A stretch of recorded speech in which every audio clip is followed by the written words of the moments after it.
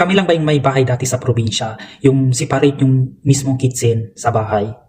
Alam mo yung may lalakarin ka pang mga 15 to 20 steps bago marating yung kitchen galing sa bahay. Halimbawa, magluto ka ng adobo. Igigisa mo na yung mga ingredients, ganyan. Tapos babalik ka na naman doon sa bahay para kukunin yung mga tubig, manok, ganyan. Tapos babalik-balik, ganyan. Hindi mo naman pwedeng dalhin lahat kasi maliit nga yung space. Di ko alam kung ba't ganun yung plano ni tatay dun sa bahay namin dati. Pero, mostly talaga nakikita ko noon, mga early 90s, ganun yung mga bahay sa amin. Separate yung kitchen sa mismong bahay. Tapos tinanong ko si tatay, ba't ganun?